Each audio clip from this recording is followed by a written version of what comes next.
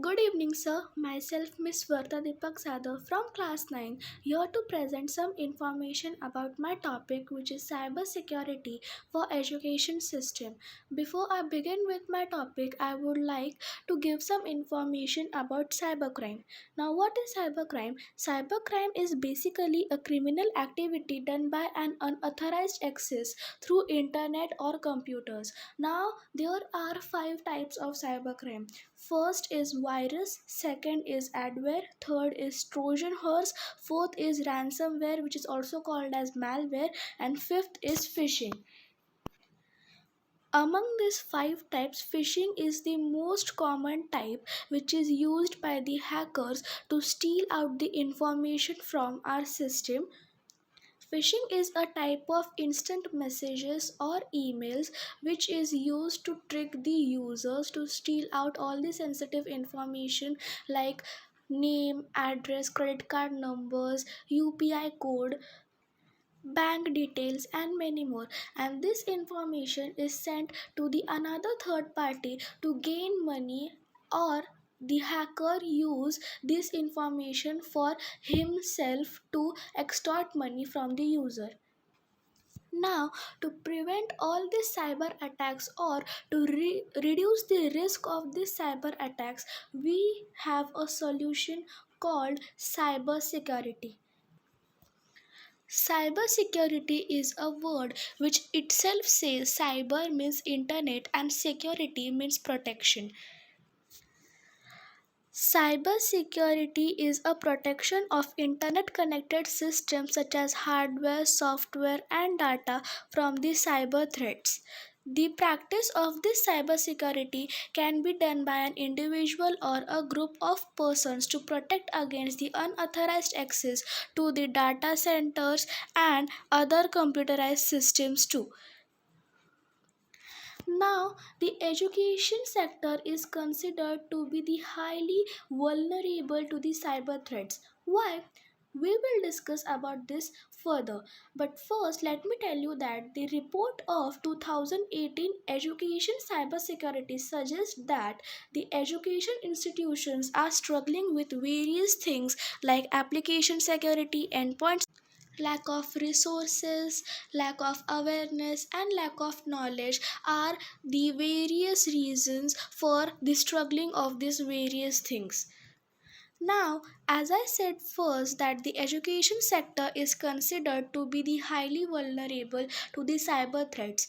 This is because there are many reasons to cause the education sector to consider as the most highly vulnerable to the cyber threats. We will discuss these reasons one by one.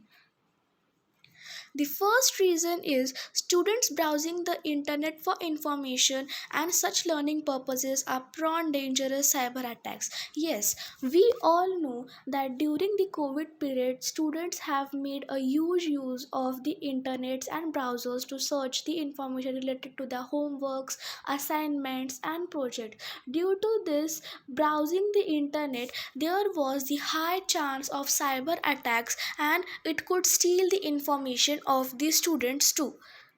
As many students have do not many students did not have enough knowledge about cybercrime, so they become prone to such kind of cyber attacks. Also, many schools are unskilled in handling huge amount of sensitive details of children during admission. Not all schools, but majority of schools in India are unskilled in handling huge amount of sensitive details of children during admission, and this advantage is taken by the hackers and they hacks the computer for their personal gain. Due to this, the unskilled staff as well as the school become a prime target for the cyber frauds in India. Also, a lack of proper resources and poor knowledge of security in school and colleges is a serious concern for the education sector. Yes, poor knowledge of cyber security is very much dangerous as the staff does not know what to take the preventive measure in case a cyber crime occurs.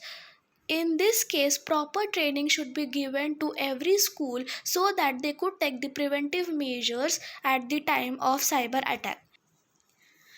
With schools and colleges handling a large number of student fees, they are susceptible to cyber attacks. Now the main motive of the hackers is to gain money from the users. Now they can get more money, especially from the schools and colleges, because they handle large number of school fees, so they become a prime target to the cyber frauds in India. Also, generally the education sector are not financially stable to invest in the cyber security teams or softwares. So in this case, they are suggested to invest in the affordable antivirus software and anti malware solutions, so they could at least prevent their system from the cyber attacks too.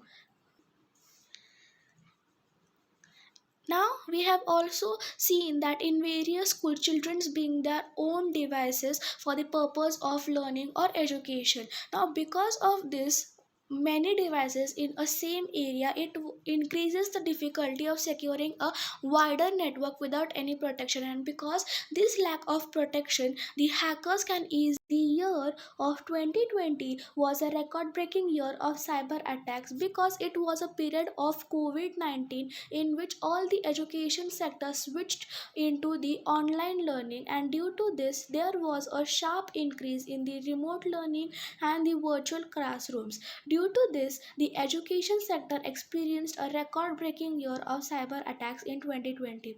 We also know that all the institutions and universities holds the student and staff data, including the sensitive details like names and addresses. Now these names and addresses means this type of information is very much valuable for the cyber criminals because of two reasons. First of all, they sell this information to the third party to gain money from them, and the second reason is they use this information for themselves to blackmail the user and extort money from him.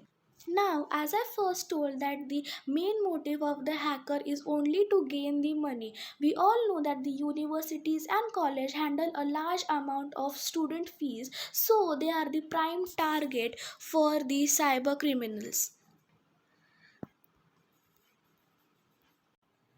Now we have already talked about the reasons why the educational institutions have become prone to the cyber attacks. But now we will talk about the preventive measures that the education sectors should take against the cyber crime. The first most important preventive measure is to make a strong password. Yes, strong password is very much important. It should contain 8 characters along with numbers, signs and symbols. Keeping a strong password is necessary because the hacker cannot break this password and enter into your account. It is difficult for him to break this password and enter into your account, and it is also suggested that we should change the password annually or after a period of time. Then the second preventive measure is, yes, we all know that it is a responsibility of school to protect the information of the students and secure the network to overcome these problems. Now to secure this network security training is also very much necessary, and in this training the staff, teachers and the students should be taught how to differentiate between the safe and unsafe sites while browsing. Also they should be educated about the cyber security and its types, and also they should identify the suspicious behavior in case a cyber crimes also occurs, and they should be motivated to use the antivirus software and anti malware solutions too. Students, teachers, and administrators all need access to the learning tools necessary to understand, detect, and avoid cyber threats they may encounter in their daily activities. A high volume of attacks show that schools needs to up the data protection measures against cyber attacks. Investing in affordable antivirus and anti-malware solutions is must for keeping the systems protected. Yes, if the school is continuously seriously suffering from the cyber attacks, it is necessary for the school to take up the protection measures against the cyber attacks. They should invest in antivirus softwares which are affordable, and also they should invest in anti-malware solutions which will protect their systems. And also, cyber crime can be reduced only when people are aware about it and proper training is only given to them. Now, there are some special cybersecurity tips for students and teachers.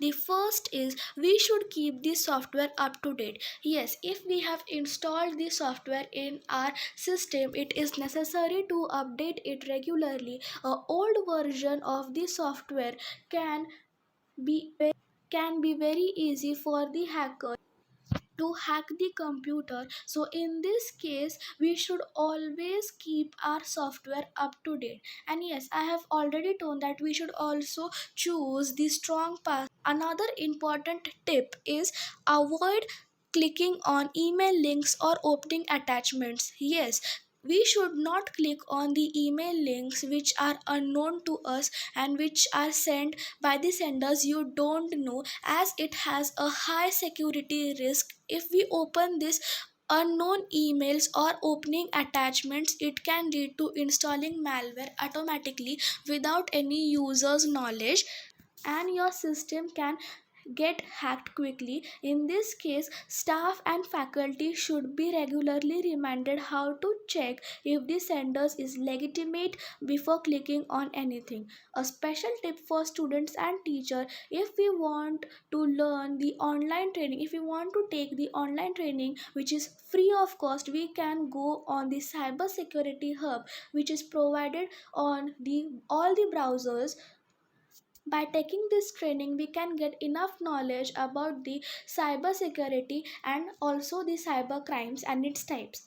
Now, before I finish my presentation, I would like to tell that if we also install these softwares, then also there are some percent of chances of our computer to get hacked. Yes, not 100% we are sure that the computer will not hacked. There are still some percentage to our computer get hacked, but this cyber security is just to reduce the risk of the cyber crimes in our daily life. With the help of all the preventive measures and the softwares, antivirus software, anti-malware solutions, we can reduce the risk of these cyber crimes. There are many softwares available, like for example Norton 360, Bitdefender, Quick Heal, McAfee, which can reduce the risk of the cyber